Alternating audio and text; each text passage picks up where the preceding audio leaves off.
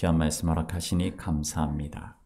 말씀을 나눌 때 우리에게 말씀하시는 하나님의 음성을 우리가 듣게 하시고 말씀 가운데 깨닫게 하시며 심령 가운데 성령께서 조명하여 주시사 말씀에 나의 삶과 우리 가정을 비춰보게 하여 주시고 깨달을 것을 깨닫게 하시고 결단할 것을 결단케 하시는 은혜의 시간이 되게 하옵소서. 예수님의 이름으로 기도합니다. 아멘. 할렐루야. 이제 우리가 다니엘서까지 왔습니다. 시시하는 시간에 우리가 에스겔 말씀을 함께 나눴고요. 오늘은 다니엘 우리가 1장 말씀 함께 보았는데 우리가 선지서 특히 예언서들을 우리가 계속 반복해 가면서 1차, 2차, 3차에 걸친 그 포로의 시기 가운데 첫 번째 1차 포로에 끌려갔던 인물이 바로 오늘 우리가 읽었던 다니엘이죠. 우리가 읽었던 1장 1절에 보게 되면 유다왕 여호야김이 다스린 지 3년이 되는 해에 라고 했던 그것이 바로 605년을 얘기하는 것입니다. 그 전에 우리가 알다시피 요시야가 애국과의 싸움에서 전사를 하게 되고 그다음 요시야의 아들이었던 여호아하스를 왕으로 올리지만 애굽에서 여호아하스를 끌고 가고 자신들의 말을 잘 들을 친애굽파였던 여호야김을 왕위에 올린 거예요. 애굽과 당시의 중근동 지역의 패권을 두고 다투고 있었던 바벨론에서 바로 그 친애굽파였던 여호야김의 유다 왕국을 침략한 것이죠. 그때 오늘 우리가 말씀을 본 것처럼 1차 포로를 끌고 바벨론으로 돌아가는데 그때 처음은 왕족과 귀족과 그렇게 상징적인 사람들만 그리고 신전에 우리 성전에 있던 제기들 그런 것들을 상징적으로 가져간 것입니다. 첫 번째는 상징적으로 그럼으로써 여호야김에게 이제 바벨론에게 충성을 다하라라고 하는 것이죠.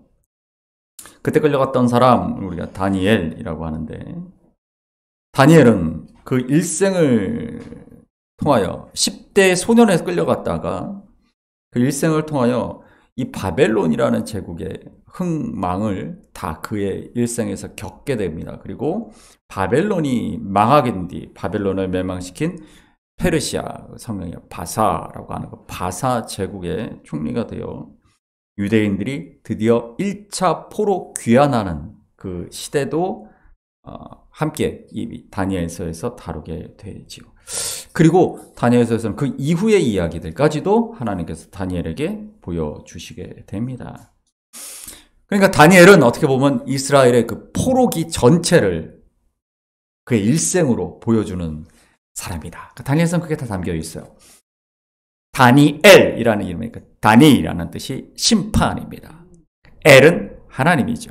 그러니까 다니엘이 뭡니까? 하나님의 심판.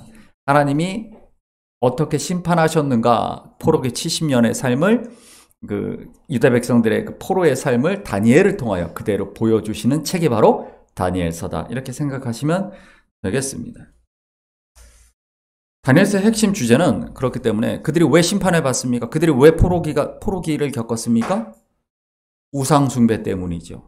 우상숭배. 제1계명과 2계명을 어기는 가장 큰 죄를 저질렀죠. 여러분 10계명의 순서를 이렇게 보시면 10계명은 큰 벌을 받을 죄부터 위에 있습니다. 10계명에 있는 죄는 다 큰 죄예요. 다 큰 죄인데 중형부터 위에 있는 거예요.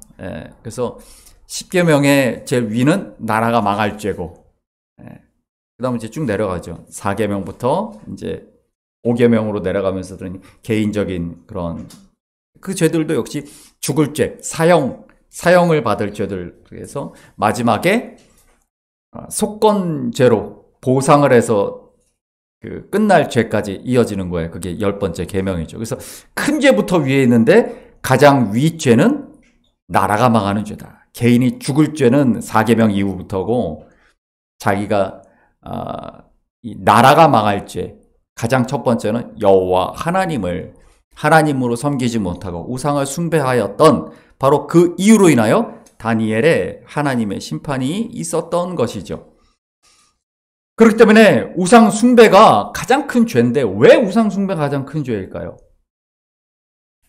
우상 숭배는 하나님이 세상을 향하여 그분의 피조세계를 향하여 가지고 계신 그 하나님의 계획, 하나님 백성이 걸어가야 될 그 방향, 하나님이 주신 소명을 감당해야 되는 하나님의 백성들의 그 소명을 감당하지 못하게 만드는 게 우상 숭배이기 때문에 그렇다. 다시 말하면 하나님의 계획을, 하나님의 뜻을 가로막는 게 우상 숭배예요. 그래서 하나님이 우상 숭배를 견디지 못하시는 거죠. 가장 큰 분노, 그것은 우상을 우리가 질투라는 개념을 보게 될 텐데, 내가 하나님의 백성을 사랑하는, 하나님이 하나님의 백성을 사랑하는데 하나님의 백성이 하나님을 사랑하지 않고 우상을 사랑하기 때문에 하나님이 화를 내시는 게 아니에요. 우리가 질투라는 개념을 그렇게 이해하면 안 됩니다. 하나님이 하나님의 백성들을 창조하시고 부르신 것은 무엇 때문이라고 말씀드렸습니까? 그분의 돈문배필로서 동역하시기 위해서죠. 그분의 일을 맡기시기 위해서입니다. 그래서 부르신 거예요. 우리를 그래서 부르신 거예요. 그런데 우상숭배는 뭐예요? 그것을 막는 거예요. 하나님의 백성이 하나님의 뜻을 행하지 못하게 만드는 것, 즉 하나님의 뜻을 가로막는 것, 그게 우상숭배예요. 그래서 하나님이, 우리가 지난 금요일 날도 말씀드렸죠, 거룩한 분노를 발하시며 심판하신다라는 것이죠. 감정적인 게 아니라는 겁니다.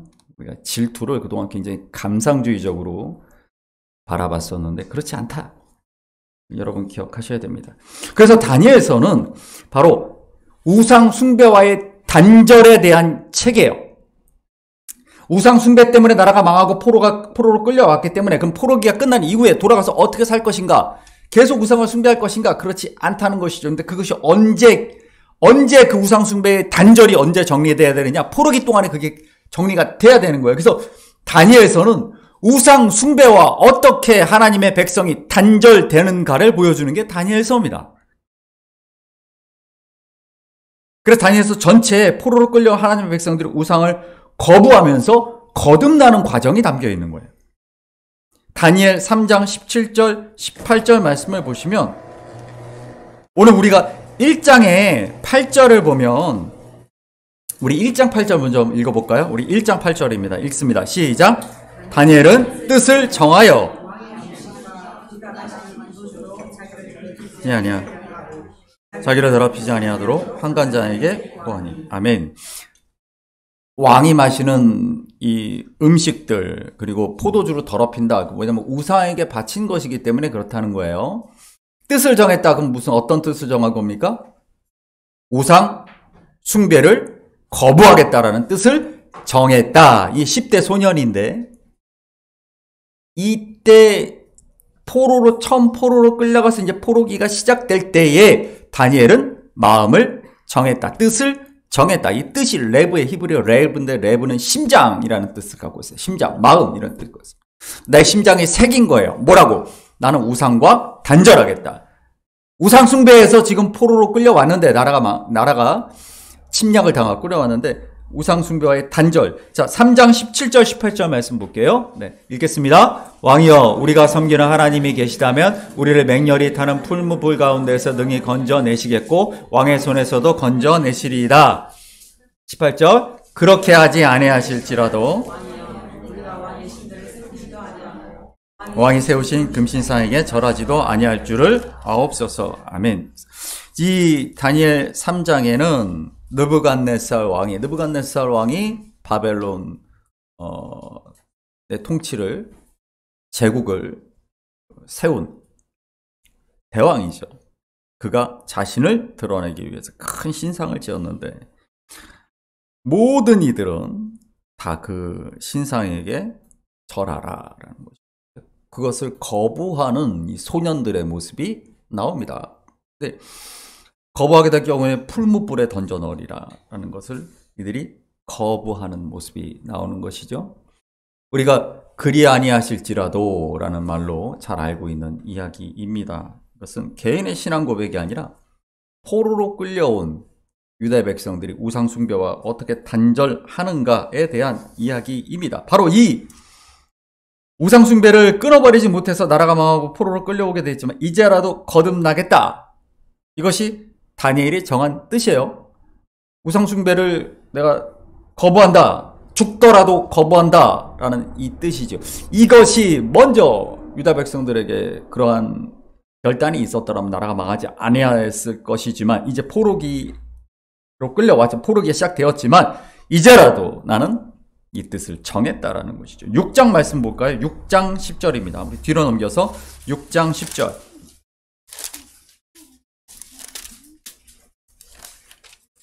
6장 10절입니다. 읽습니다. 시작. 다니엘이 이 조서에 왕의 도장이 찍힌 것을 알고도 자기 집에 돌아가서는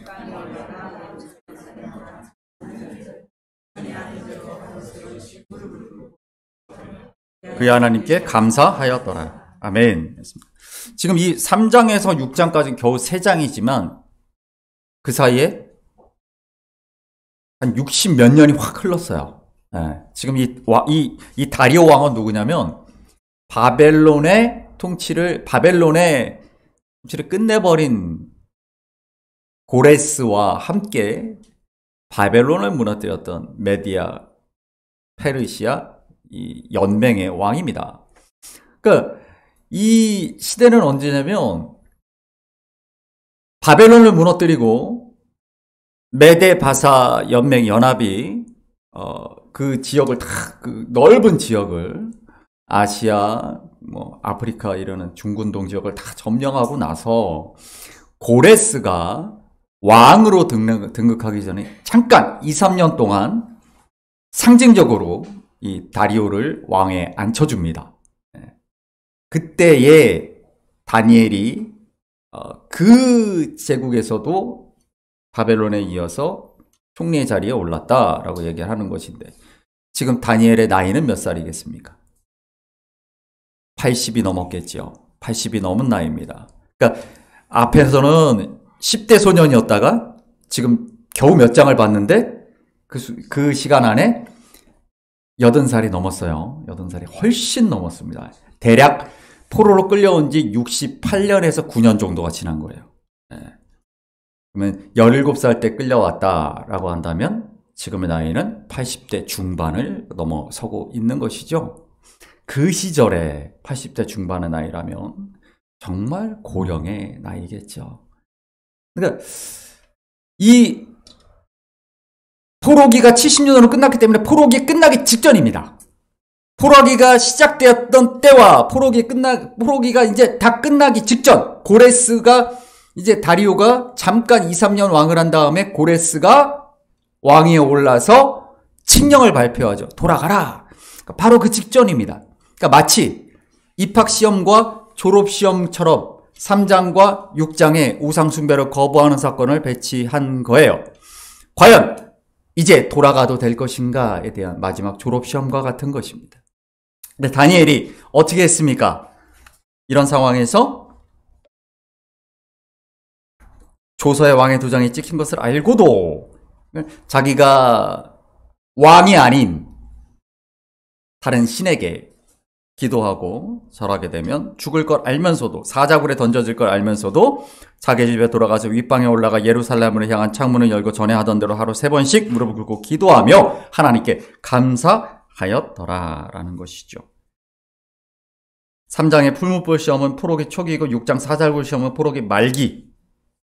우상 숭배를 거부하는 1장에서 소년의 나이에 10대 소년의 나이에 끌려와서 뜻을 정하여 그 뜻이 70년간 그 뜻이 흔들리지 않고 유지되었는가를 보여주는 마지막 시험인 것이죠. 근데 다니엘이 늘 하던 대로 집에서 기도했다. 윗방에서 혼자 기도했다. 왜 혼자 기도했을까요? 다니엘은 환관이에요. 환관으로 바쳐진 사람이에요. 환관이 뭡니까? 옛날 바벨론 또 바사 시대의 궁에는 큰 할렘이 있었습니다. 할렘. 수백 명의 왕의 여자들이 왕을 위해 살아가는 곳이죠. 남자들은 호위 병사를 제외하고 모든 궁에서 일하는 사람들은 다 환관이에요. 신명기 32장을 보면 거세당한 남자는 하나님의 백성의 총회에 들어갈 자격이 없어요. 이 포로기 동안에 회당이라는 게 만들어집니다. 시나고그라고 하죠. 유대인 성인 남자 10명이 모이면 만들어지는 게 회당이에요. 지금도 그렇습니다. 그때 바벨론 포로기 때 세워진 전통이에요. 성전이 무너졌기 때문에 회당에서 모입니다. 우리가 아는 것처럼 누가복음 4장에서도 예수님께서 회당에 들어가서 이사야서를 읽는 장면이 나오는데, 유대인 남자들은 그 회당에서 모여서 말씀을 나누고 기도하는 게 전통이에요. 근데 다니엘은 그 회당에 들어갈 수가 없어요. 이스라엘 백성으로부터 완전한 단절을 당한 삶이에요. 거세를 당하여 환관으로 살아갔다라는 것이죠. 이름도 벨드사살로 바뀌었습니다. 우리가 예전 일제시대 때 창씨계명을 기억하시는 분들이 계시죠? 더 굴욕적인 거, 왜냐하면 다니엘, 하나님의 엘이 들어갔던 그 이름에서 벨드사살이에요. 벨은 당시에 바벨론의 신의 이름입니다. 벨이여 나를 돌아보소서. 이방신의 이름을 단 채로 거세돼서 살아갔던 삶이 다니엘의 삶이에요. 한국교회에서 다니엘을 굉장히 높이고 자녀들을 다니엘처럼 길러야 된다 이렇게 얘기하는데, 다니엘이 어떤 삶을 살았는지 잘 모르시는 분들이, 얼마나 수치스럽고 얼마나 고통스럽고 얼마나 외롭고 자기 동족들과 같이 살 수 없는, 하나님의 다니엘을 이스라엘 백성들, 유대 백성들로부터 분리시키셨어요. 홀로 외롭게 방에서 70년을 기도했습니다. 그게 다니엘이에요. 근데 다니엘이 뜻을 정하였다라는 것은, 하나님이 나라가 망해서 이곳에 오게 하셨다. 내가 불과 얼마 전까지는 내가 귀족의 자녀로서 금수저로 태어나서 전도 유망한 창창한 삶이 내 앞에 기다리고 있었는데, 내가 지금 여기 끌려와서 거세돼서 내시가 되어서 이름도 이방신의 이름을 달고 평생을 살게 된 거예요. 동족들과 같이 있지도 못해. 이제 동족들한테 손가락질 받는 몸이 됐어요. 다니엘이 얼마나 고통스럽고 고독하고 수치스러운 인생을 살았겠습니까? 그리고 우리가 다니엘에게 하나님이 기도에 응답하신다 뭐 이런 얘기들 하는데, 무려 70년을 예루살렘을 향해 기도했어요.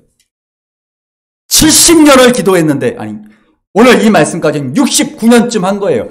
69년을 예루살렘을 향하여 기도했지만 예루살렘의 회복은, 포로 귀환은 아직 이루어지지 않고 있는 거예요. 10대 때 기도해서 80대 중반이 될 때까지 기도했는데도 아직도 하나님은 다니엘의 기도에 응답하지 않으신 거예요. 다니엘을 기도의 사람이라고 하는 이유는 그 기도에 응답을 받아서 기도의 사람이라고 하는 게 아닙니다. 하나님의 뜻을 끝까지 신뢰하고 기도했던 사람이기 때문에 다니엘을 기도의 사람이라고 하는 거예요.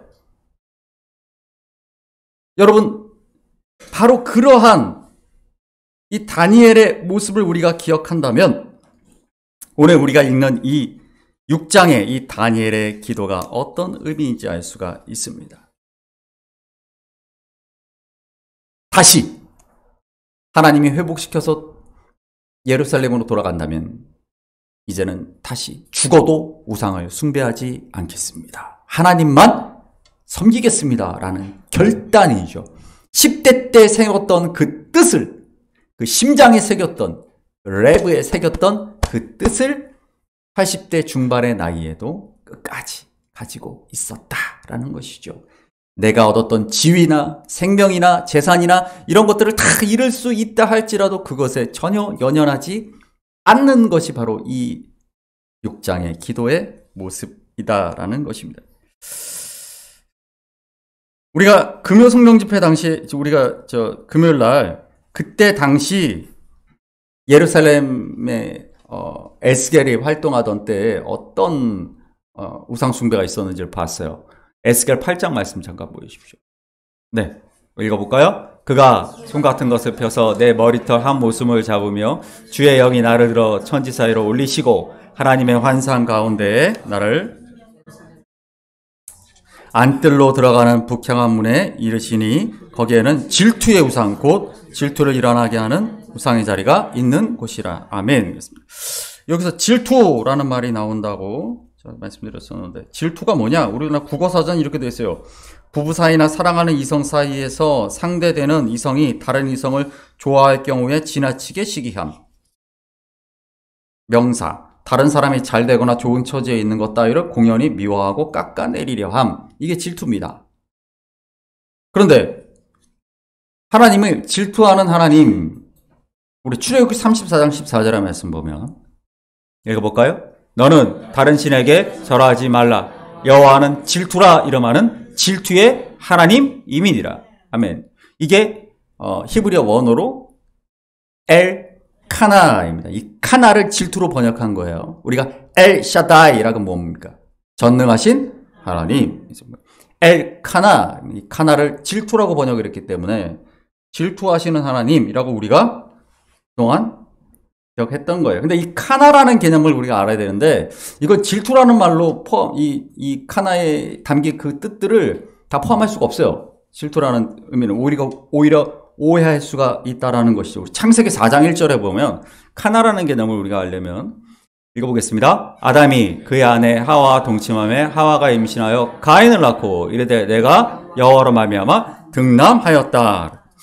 여기서 등남하였다 라고 하는 이 말이 카나입니다. 네. 히브리어 잠깐 보여주십시오. 네. 이게, 이 등남, 이씨 카나예요. 이씨가 남자거든요. 이씨 카나. 내가 남자를 얻었다라는 의미에서 카나입니다. 그래서 그 아이의 이름을 카인이라고 지었다. 이 카닌, 소유하다 이 뜻이에요. 그래서 가인의 이름은 소유입니다. 소유. 네, 소유했다. 그러니까 내가 얻었다. 하나님으로부터 처음 얻은 거잖아요. 네, 처음 얻은 아들이잖아요. 그래서 가인이에요. 우리말로는 가인이죠. 가인의 동생이 누굽니까? 아벨. 그 다음 보여주십시오. 아벨. 근데 아벨의 히브리어는 헤벨입니다. 헤벨. 기억나십니까? 헤벨. 우리가 전도서 말씀 볼 때 헛되고 헛되도다. 헤벨. 그죠? 그러니까 헤벨이 무슨 뜻이라고 말씀드렸습니까? 헛되다라고 생각하지 마시고 짧다라고 말씀드렸죠. 짧다. 순간적으로 지나가 버린다. 그죠? 그러니까 전도서를 볼 때 그걸 헛된 인생이라고 읽으면 안 되고 짧은 인생이라고 읽으셔야 된다라고 제가 말씀드렸어요. 똑같습니다. 아벨이 원래 헤벨이에요. 헤벨. 우리 성경에서는 아벨이라고 썼지만 헤벨입니다. 이게 아벨의 삶을 보여주는 거예요. 아벨은 하나님께 받으시는 제사를 드림으로 형 가인으로 인하여 죽임을 당했죠. 형 가인이 질투하여 죽였단 말이에요. 짧게 살았죠. 근데 짧게 살았는데 그 인생이 헛됩니까? 아니죠. 시간의 길고 짧음이 중요한 게 아니라 아벨은 우리에게 하나님이 받으시는 제사는 어떤 제사인가를 보여주는, 성경 전체에서 하나님과 하나님의 백성이 드리는 제사의 모범을 보여줬어요. 짧은 인생이었지만 헛된 게 아니란 말이에요. 그래서 헤벨이에요, 이름이. 그러니까 우리가 헤벨이라는 말을 헛되다라고 생각하면 안 된다라고 제가 전도서 말씀 나눌 때 드렸던 겁니다. 그래서 가인은 카나는 소유와 관련된 거예요. 그러니까 이 엘카나라는 하나님의 이름은 무슨 뜻이냐면, 하나님이 나의 소유를 지키려고 하는 그 마음이 있고, 그 하나님의 소유가 뭡니까? 하나님의 백성이죠. 하나님의 백성. 그들을 부르신 이유는 하나님의 동역자가 되어 그분의 계획을 이루게 하시는 바로 그 일인데, 그것을 방해하고 가로막는 우상에 대한 거룩한 분노, 그리고 그 우상과 그 죄를 진멸하시려는 하나님의 의지, 열정, 열심, 그것을 카나라고 하는 거예요. 그걸 카나라고 하는 겁니다. 그러니까 질투라는 말로 포함할 수가 없지요. 질투라는 말 속에 담길 수가 없는 말이에요. 그리고 그렇게 얘기를 해버리면 하나님이 나를 사랑하시니까 우상을 질투하시는 거야 라고 생각을 해버리면 안 돼요. 그럼 성경을 오해하게 된단 말이에요. 여러분, 사랑하면 질투해도 됩니까? 질투해서 막 사람 때리고 그래도 됩니까? 안 돼요. 근데 하나님은 왜 그렇게 하세요? 하나님이 질투하신다라고 표현했던 그 내용은 그게 아니기 때문에 그래요. 하나님의 뜻을 이루기 위해 하나님 백성을 불렀는데 하나님의 백성으로 하여금 하나님의 뜻대로 살지 못하게 하기 때문에 하나님이 그 뜻대로 가기 위하여 하나님의 백성을 그 방향으로 돌리시면서 그 악을 진멸하시려는 하나님의 열심을 드러내는 단어가 바로 카나란 말이에요. 그게 하나님이에요. 제가 여러 번 말씀드렸죠. 성경을 어떤 관점으로 읽어야 되는가. 성경을 읽는 시각은 소명이라는 시각으로 여러분 읽으셔야 돼요. 그래야 성경이 다 이해가 됩니다. 창세기부터 요한계시록까지 하나님의 소명이라는 관점으로 성경을 읽어야 성경이 이해가 돼요. 그때 여러분 이때 다르고 저때 다르고 하나님이 그렇게 바뀌는 분이 아닙니다.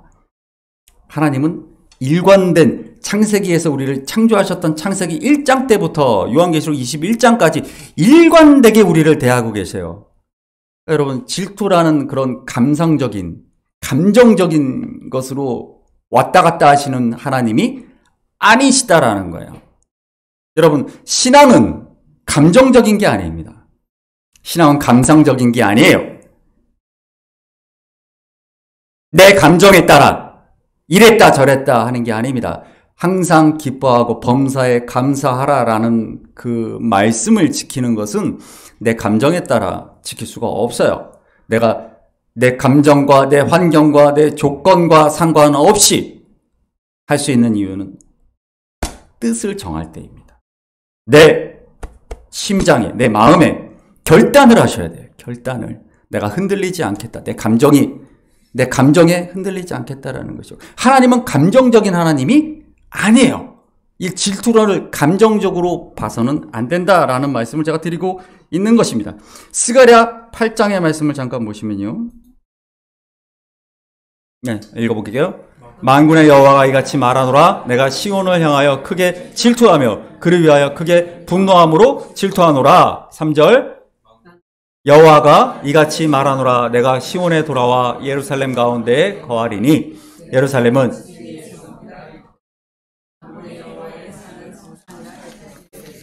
아멘. 그렇습니다.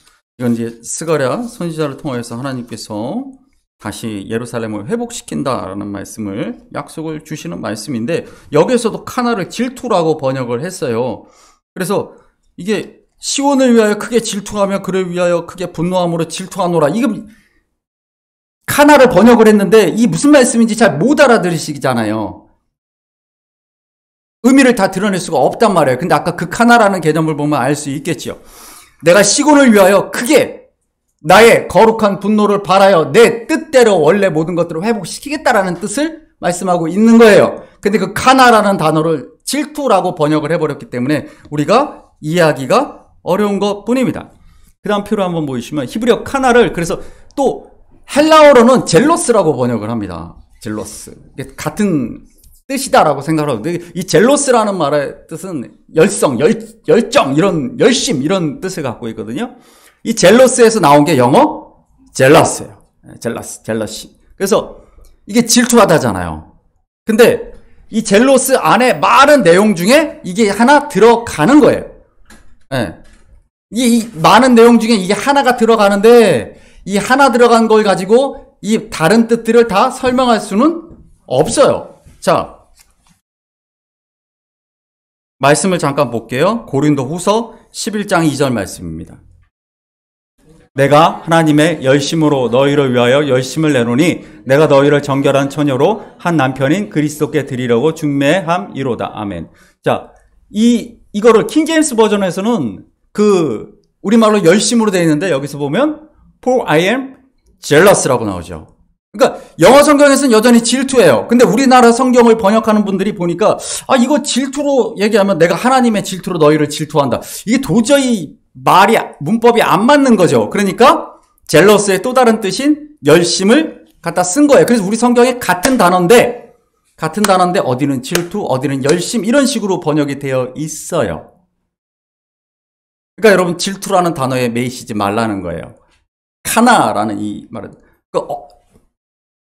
다시 말하자면은 신약 성경에 너희가 열심을 내라라는 뜻도 역시 카나를 얘기하고 있는 겁니다. 너희가 부지런히 힘을 내라 이런 소리가 아니에요. 그래서 바울 사도가 특히 열심 얘기를 많이 하거든요. 여기가 열심을 내라. 그런데 우리가 열심히 해야지 이렇게 생각을 한단 말이에요. 그 말씀을 읽으면서 그 뜻이 아닙니다. 너희들이 하나님의 계획을 너희에게 주신 그 소명을 이루기 위하여 열정을 다하여 하나님의 뜻대로 살아가는 것. 그게 카나고 그게 젤로스고 하나님이 우리를 향하신 뜻인 것이죠. 그래서 여러분 질투라는 그 말에 담겨진 하나님은 질투하신 하나님이다라고 했을 때 그 하나님을 굉장히 속 좁게 만들고 감정적인 분으로 생각하게 만드는 그 내용을 여러분을 잊어버리십시오. 앞으로는 그 말 속에 그 뜻을 잊어버리고 하나님의 열심이라는 그 내용을 기억하시길 바라요. 우리 에스겔 39장 25절 말씀 보시면 그래서 에스겔서에서 읽어볼까요? 그러므로 나 주 여호와가 말하노라 내가 이제 내 거룩한 이름 위하여 열심을 내어 야곱의 사로잡힌 자를 돌아오게 하며 이스라엘 온 족속에게 긍휼을 베풀지라. 아멘. 여긴 또 열심으로 번역을 했어요. 그러니까 이 같은 말이에요. 그러니까 이 카나라는 이 단어를 어디는 열심, 어디는 질투 이렇게 표현을 했는데 그 카나라는 말에 담겨 있는 그 의미를 한 단어로 표현하기가 너무 어렵기 때문에 그렇게 표현을 한 거예요. 그렇기 때문에 우리가 질투라는 말에 매이시지 말라라는 겁니다. 오히려 카나라는 말은 하나님의 소유된 백성, 하나님이 가지고 계신 계획, 목적, 이것을 이루시기 위한 하나님의 열정, 하나님의 열성, 그것이 카나다라는 것입니다. 그러니까 엘카나, 하나님, 이 뜻은 하나님은 자기의 소유된 백성을 지키고 자신이 가지고 계신 그 계획과 소명, 그 목적을 이루기 위하여 열정을 다하시는 분이시다라는 그 뜻이 엘카나라는 것입니다.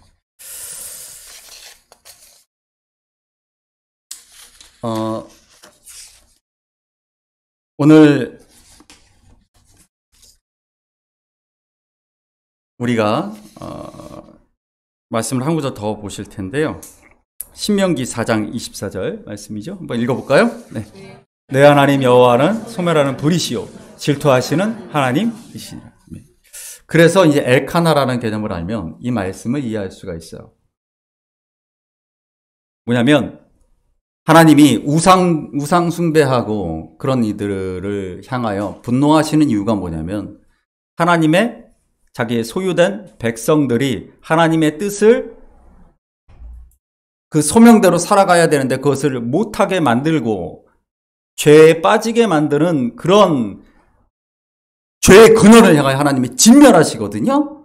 그게 하나님의 전쟁입니다. 거룩한 전쟁이에요. 인간은 이익을 위해 전쟁을 하지만 하나님은 악을 진멸하시기 위해 전쟁을 하시는데 그게 바로 여기서 그 카나를 설명하고 있는 거예요. 그래서 왜 하나님이 질투해서 그렇게 사람을 그렇게 나라를 무너뜨리고 그러시냐가 아니고 하나님의 계획을 이루어 가시기 위한 과정이다라고 생각하셔야 되는 거예요. 그럴 때 우리가 여호수아의 정복 전쟁에 대해서도 바르게 이해할 수가 있어요. 하나님을 바라보는 시각을 우리가 분명히 가져야 한다라는 것이죠. 이 시간에 이사야서 말씀 잠깐 보겠습니다. 42장 6절에서 8절까지 말씀인데요. 한번 쭉 읽어볼게요. 나 여호와가 의로 너를 불렀은즉 내가 내 손을 잡아 너를 보호하며 너를 세워 백성의 언약과 이방의 빛이 되게 하리니 내가 눈먼 자들의 눈을 밝히며 갇힌 자를 감옥에서 이끌어내며 흑암에 앉은 자를 감방에서 나오게 하리라. 나는 여호와이니 이는 내 이름이라. 나는 내 영광을 다른 자에게 내 찬송을 우상에게 주지 아니하리라. 아멘. 이게 엘카나를 표현하는 말입니다.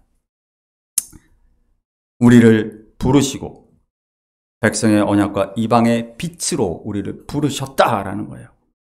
근데 우리를 그런 길로 살아가지 못하게 만드는 그 세력, 그게 우상이다. 그 우상을 나는 절대 그 우상에게 내 백성을, 내 찬송을, 내 영광을 넘기지 않겠다라는 것이죠. 그게 엘카나입니다. 이걸 질투라는 말로 표현해서는 안 돼요. 나를 향한 하나님의 분명한 소명을 하나님이 이루기를 원하시는 하나님의 마음이 바로 엘카나입니다. 하나님의 소명 가운데 우리가 살아가고 있다는 걸 그래서 우리가 분명하게 알아야 한다는 것이죠. 다니엘은 10대 때 그것을 알았다 이거예요. 그 평생에 그것을 지켰다라는 거예요. 그가 어떤 환경과 어떤 핍박과 어떤 고난과 외로움과 그런 상황 속에서도 나는 소명이 있어. 하나님이 나를 부르신 이유가 있어.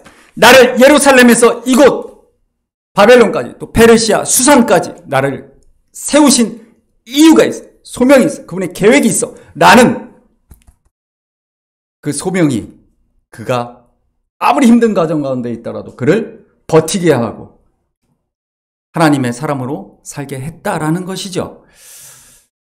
우리 최현신 집사님, 하나님께서 동대문구 장안동에, 장안평에 우리 집사님을 심으신 것은 하나님의 계획이 있기 때문이에요.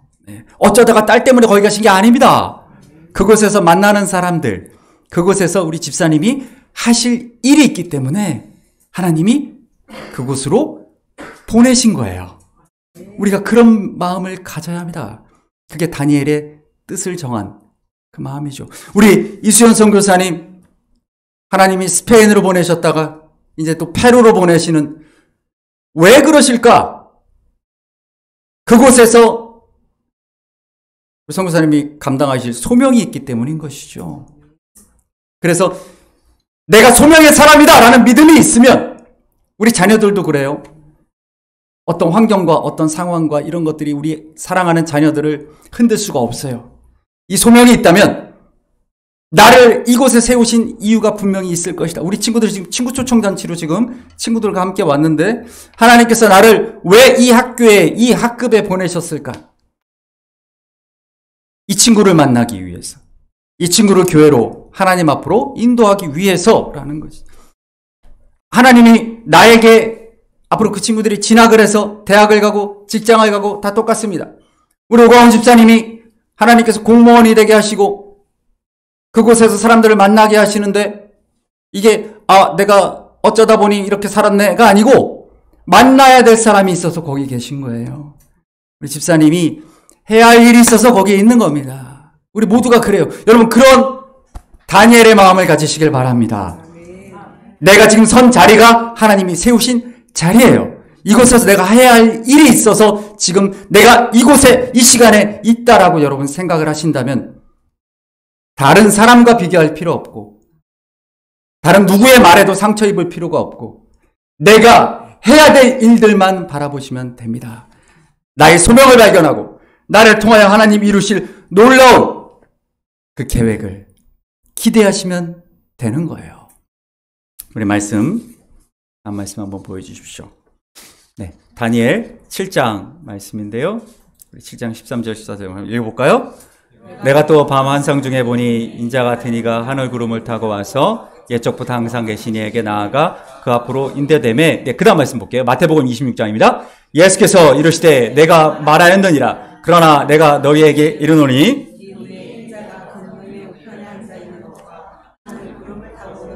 너희가 보리라. 아멘. 이게 예수님께서 다니엘서에 있는 예언의 말씀을 인용하신 거예요. 이것이 나를 두고 하는 말이다. 소명의 사람들이 그 소명의 길을 언제까지 가야 되나요? 라고 했을 때 주님께서 다니엘이 그렇게 살았듯이, 다니엘 7장의 말씀은 내 짐승의 환상을 보는데, 그 짐승이 뭐냐면 이스라엘을 끊임없이 계속 괴롭히고 있는 아수르와 바벨론과 헬라의 제국들의 모습이에요. 근데 그러한 고통들이 계속 하나님의 백성 가운데 있을 것이다. 그러나 이 7장의 환상의 결론은 이것이죠. 하나님의 역사는, 하나님의 인도하심은 너희와 함께 할 것이다 라는 걸 보여주시는 거예요. 예수님께서도 똑같이 말씀하십니다. 너희가 소명의 길을 걸어가는 이 길의 끝에는 내가 있을 것이다 라고 말씀하시는 거예요. 그 길을 우리가 언제까지 가야 되냐? 주님이 다시 오시는 날까지 우리는 그 길을 가야 하는 것입니다. 결코 흔들리지 말고 여러분, 나를 향한 소명에 귀 기울이시고 하나님이 그 소명의 길을 걸어갈 때, 아까 이사야 42장에서 뭐라고 하십니까? 네가 소명의 길을 걸어갈 때 내가 너를 붙들고 너를 인도하고 너에게 힘을 주리라 하셨죠. 우리가 그 말씀을 가슴에 품고 다니엘과 같이 결단하고 살아가는 저와 여러분 되시기를 주님의 이름으로 간절히 축원합니다. 이 시간 우리 함께 찬송할 텐데요, 찬양할 텐데요. 여러분 주보에 있습니다. 나는 주를 섬기는 것에 후회가 없습니다.